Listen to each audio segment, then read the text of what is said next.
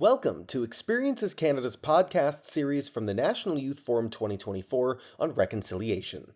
This podcast series was led by 60 Indigenous and non-Indigenous youth in their own voices. It is the first podcast platform of its kind that provides an opportunity for youth to add their voices to the national dialogue towards truth and reconciliation. Today's podcast explores environmental reconciliation and the Indigenous success stories around it, and is researched and hosted by Brianna, Emily, Ariana, and Casey. Thank you to Emery for guiding them through these important conversations and powerful stories so we can learn from their experiences. Please be aware that this podcast includes discussions on injustices and violence against Indigenous peoples in Canada.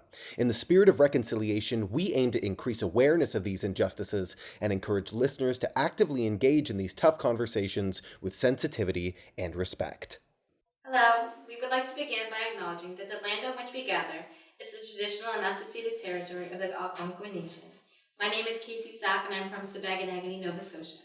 My name is Emily Tees, and I currently reside in Surrey, BC, but my ancestral background is located on Vancouver Island in the Nagnus clan. Buju Ariana Johnson Potson Indigenous cause Wajash Nindo Damchima Aganing Nindonji. Hi, my name is Ariana. I'm from the Muskrat clan and I come from St. River First Nation. Hello, my name is Brianna Mink. I am from Winnipeg, Manitoba. I'm part Oji Cree and part Swampy Cree. Today we are talking about environmental reconciliation and Indigenous success stories. On to Emily. Thank you, Casey. According to Indigenous Climate Hub, climate change threatens the ability of Indigenous peoples and communities to exercise their constitutionally protected rights, including their rights to hunt, fish, and carry out traditional lifestyle practices and ceremonies.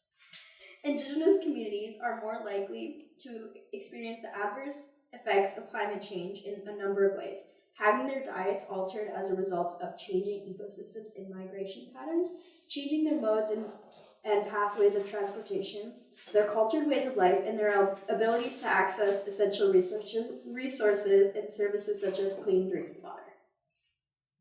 I'm going to pass it off to Brianna to talk about none of it now. Canada experiences climate change at twice the rate of the world's average. It's melting ice in the north, which affects cold provinces like Nunavut. That Inuits rely on the cold, the land. It's their safety, health, food source, and culture. They use the lakes and lands water to hunt and fish. It's important. It's the prime food source for most families living out there, since processed food is unaffordable. However, due to climate change, it's been harder for them to fish. The fish have been changing color. Instead of their pink, it's turning into a more darkish pink, grayish pink. Hunting seals and other Arctic animals have been harder due to climate change as well. Melting the snow and ice can lead to food insecurity in their communities. Sea and ice is also important to Inuit culture. Like how I got this from an article in September 2017. Natalie and David worked with the Anakangoju Livik staff and students to lead a photography workshop with the grade 10s and 11 students. They took the students to create photos on the shoreline to answer the question, why is the Imak seawater, that means, and the Siko, sea ice, is important to them. I'm going to quote what one of the students said. It was left anonymous. The water is important to us because our ancestors wouldn't survive without it. And that made me think of how they always had their land and ice and it's what they've known for years. It can't be lost. It's their way of life. It's special and sacred. There's lots of different situations going on in the world, whether it's climate or like just world problems.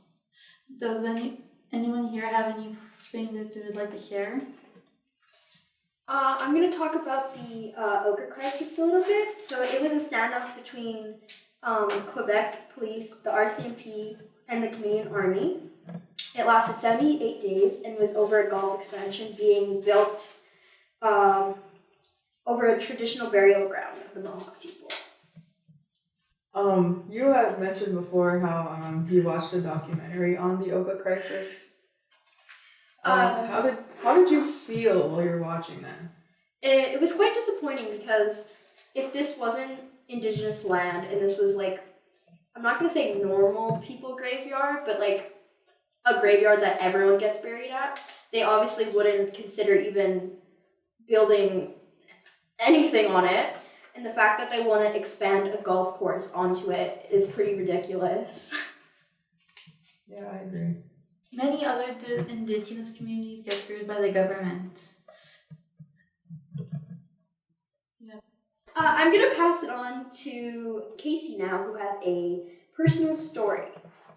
So about a couple of months ago, Halifax, which is in the capital of Nova Scotia, they had a boil advisory for not even a week, probably like a couple of days. And everything on Facebook and like everyone that I like talked to was freaking out because they couldn't use their food. I mean, they couldn't use the water to cook, and they couldn't drink their tap water, and it was this whole thing. But it was fixed in like 3-4 days. But many Indigenous communities have been living with a boil advisory or like a non-drinking advisory for years and years. Probably some people like their whole life living with a boil advisory. So I just thought it was kind of insane that Halifax got it fixed immediately, and a lot of other Indigenous communities have been living and will continue living with it for a while. So does this personally affect your res, or like has this ever affected your res? For I think it was maybe a week or a little bit longer, we actually had E. coli in our pipes and water systems. So I would have to go to my grandmother's house, it's probably like 30 minutes there. So it would be an hour there and back, just to shower and have clean water to drink. And we probably spent $100 on bottled water and water jugs for us to have water to cook and drink with. So yeah, it was rough on us. Yeah, and you probably spent a lot of money on gas going back and forth. Yeah, that was a big problem. It's honestly terrible. Water is a human need, and the fact that it was just getting ignored or the government didn't take action is awful. Yeah. Yeah, currently there are over 600 Indigenous communities who do not have clean drinking water and have those boiling water advisories. Like my res, yeah, everyone has to boil their water and make sure it's clean before they use it. Otherwise, you could probably get really sick. If this was happening in like a mainstream area, like a city or something, it would be fixed within hours. But because it's on a reserve with Indigenous people, they are left to the side and not really cared for. Ariana, do you know if the government or anyone has taken any action into trying to get you guys clean water, or are they just leaving it? I'm pretty sure there might be some action going towards the water, but so far the only action I've seen is just a notice at people's door telling them to boil the water. That's not really an action. It's just like telling something instead of Yeah. just doing it. Imagine if like they didn't see the letter and they drank the water too. That would be really bad. They'd Yeah. probably get really sick. Yeah. Has anyone in your community gotten really sick from it? Or that you know of? Not that I know of. There has probably been somebody. Someone probably didn't see the letter, or like there's so many possibilities. There could be, because there has been like a bunch of like deaths and everyone's getting sick, so it could be something in the It could water have something to do with the water. or something environmentally. Do you have any stories to talk about like on your res? Yeah, actually, for about a couple years now, these nuclear waste management people have been coming to my reserve to speak to us about containing and isolating high-level radioactive waste underneath our community in like I think in rocks or like the rocks underneath our community or something. But it's like a really, really small piece of radioactive waste inside this huge container, and they want to put it under reserves for some reason. Like they have a lot of people own land where it's just acres and acres with nothing on it. It still would not be good for the environment, but it's not affecting where people live and the communities putting nuclear waste under a community. It's still like currently like An ongoing issue.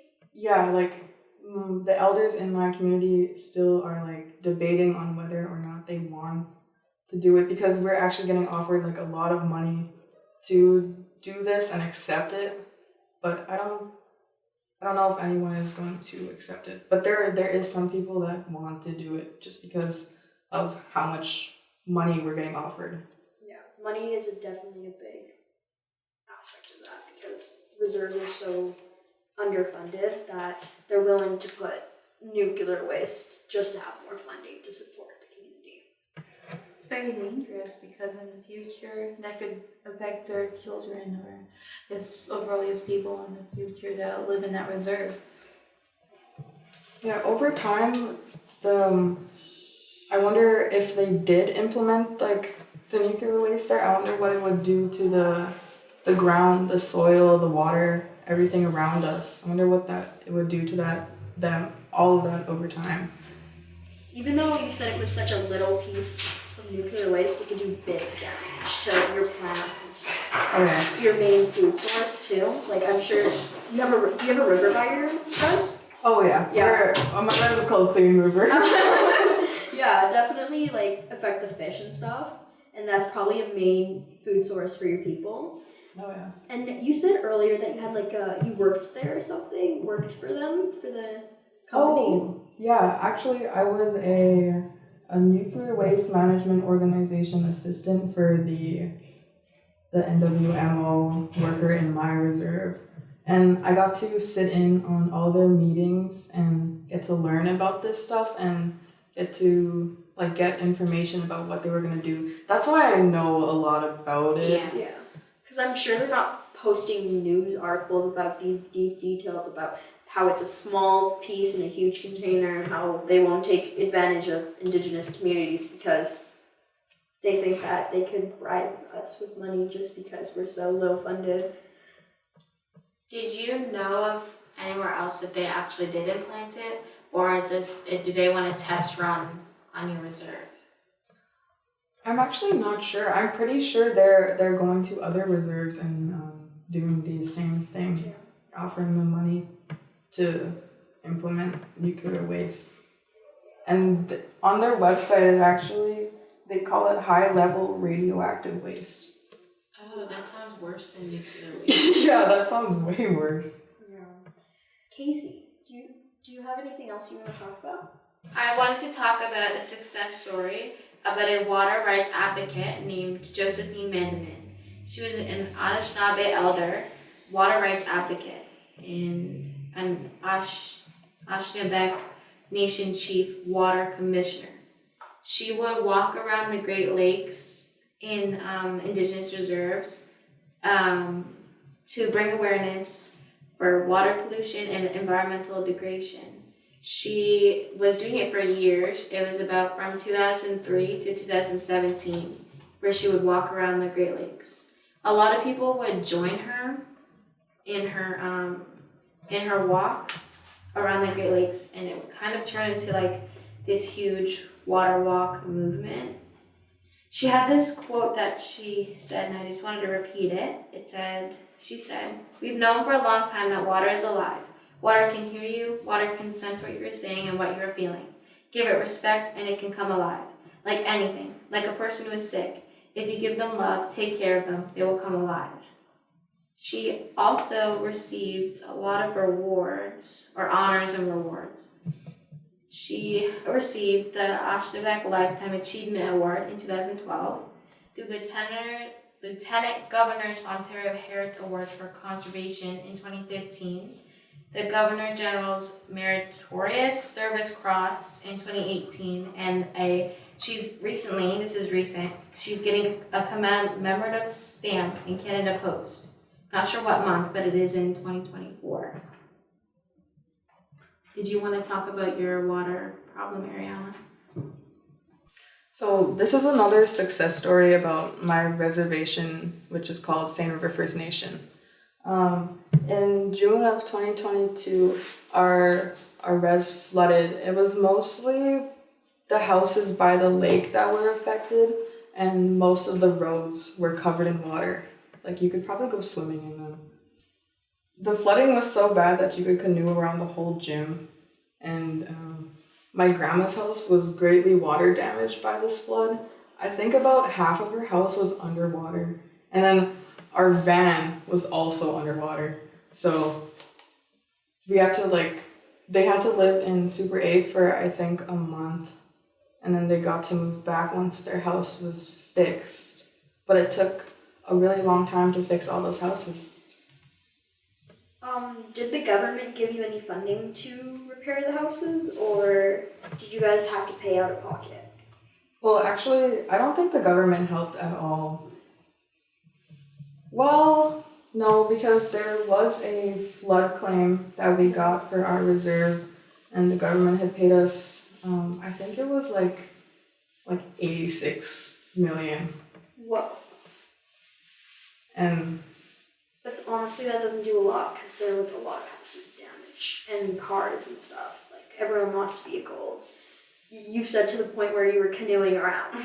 Yeah, that's actually insane. I have a couple photos from that too. But everyone from outside of the community and inside the community came together and helped us sandbag.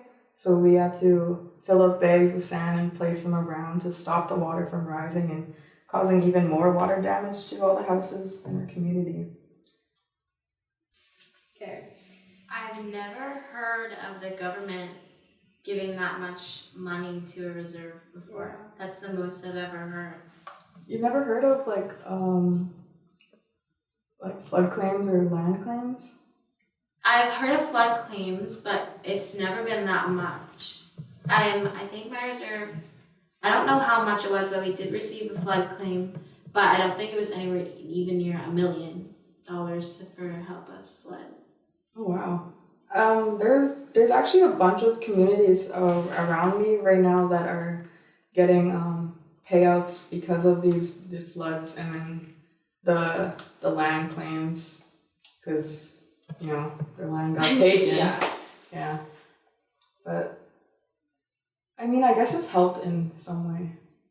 In my opinion, it doesn't really repay like what you lost in the floods. Especially like personal stuff. Yeah. Mm-hmm. We had a similar thing in BC, except it wasn't on a reserve. It affected the highways in Abbotsford, as well as Victoria, which I just found out was also flooded at the same time. It was in 2021 of November, to the point where people were also canoeing and jet skiing around. The part where it was flooded, they were jet skiing. They obviously got fast repairs and more funding for that because it wasn't on a reserve. It was in a mainstream area, and it was across most of BC that was flooded at the time due to climate change. And at one point, an amusement park was underwater. So like it was like this golfing arcade thing, and it had a bunch of stuff, and the whole thing was underwater, and they had to replace that, and that got replaced last year because it was obviously low priority. The thousands on thousands of houses and vehicles and families, lots of people. I'm pretty sure lots of deaths happened as well. Like there was a death count because obviously some people don't know how to swim. At least 5 people died during the flood, and it costed $7.5 billion worth of damage to the BC area. So I thought that could kind of relate, but also the reserve got, you can compare how much less funding a reserve got compared to a mainstream area, once again, because it's on Indigenous lands, specifically just for Indigenous people. How bad was the water damage in that area? It covered a highway, so it covered 2 highways. It covered most of Victoria Island as well, so the island was underwater. Lots of animals died as well because it was all on our farmlands. So we lost lots of food resources that year. So meat was more expensive that year. There was no crops because everything was underwater. So I actually didn't know about the animal aspect and people doing that, but it was, the Coquihalla was also greatly affected. So that's our main area to get through to Alberta. We use that to get to Alberta, so that was cut off. And Coquitlam was also very much affected. But I definitely think that the islands, because once you're on an island and it goes underwater, there's kind of a big issue there. Lots of animals were lost though. Lots of food. I remember the cost went up like 3 times. It was so bad. Yeah, and definitely for Indigenous families who rely on the low prices of basic necessities and having it flooded and everything going up 3 times more, it definitely put an impact on people with low salaries, for sure. It's similar, but actually the exact opposite. There was not enough rain in Nova Scotia, and so our forests were extremely dry, and people love having garbage fires and barrel fires and bonfires. So I think it was in 2023 that it says 23,379 hectares of forests were on fire, where it got to the point where we couldn't have our windows open because of the smoke in the air. It was in like Halifax, which is a good like an hour, 45 minutes away from our community, and even in our community, we had to close the windows and there was a burn restriction. And also in my community, people love setting the ditches on fire to burn the grass instead of mowing it or cutting it. And due to the no rain or less rain, our lands are really dry. So when they throw their match into the ditch, the whole entire area surrounding before the firefighters could get there would burn. And there's been a lot of death, like with birds. We have birds who nest in the long grass in the swamp, and we have lots of turtles and rabbits and stuff in our area. So it kills a lot of those animals who are just trying to live in the Wow, that's insane. People burn the grass instead of cutting it. I thought that was a common thing for a lot of places. It's not like, it's kind of like it's like the grass along the side of the road, so it's not the lawns, Yeah. but it's still very harmful and everything.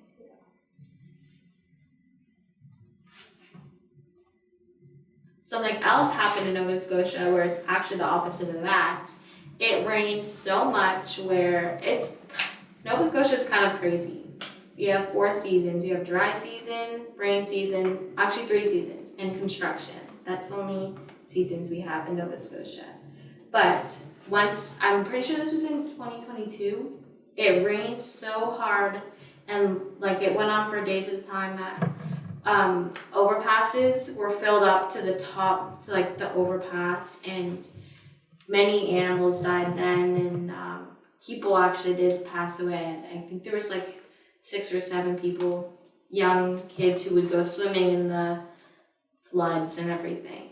And in my community, we're built on a swamp, which is kind of insane where they said the grass is dry, but we are built on a swamp.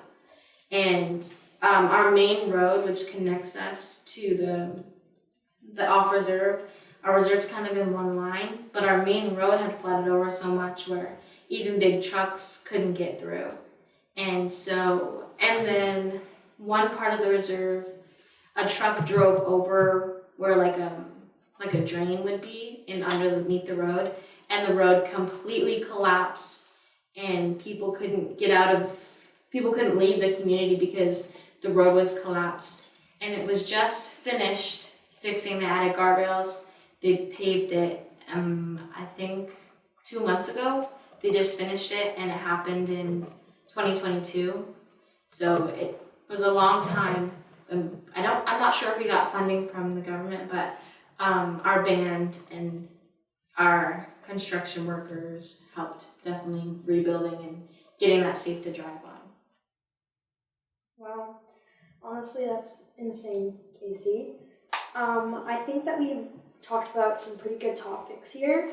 If you want to help with truth and reconciliation as well as climate change, we will post some links here that you can visit to donate to.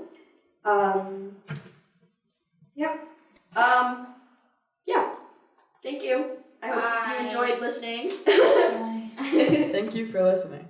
Experiences Canada, providing young Canadians with once-in-a-lifetime experiential learning opportunities since 1936. Learn more by visiting experiencescanada.ca and follow us on social media at Experiences Canada. Thank you to Youth Ottawa for partnering with us for the production of these podcasts, and thank you to Canadian Heritage for funding Experiences Canada's first ever in-person forum towards reconciliation.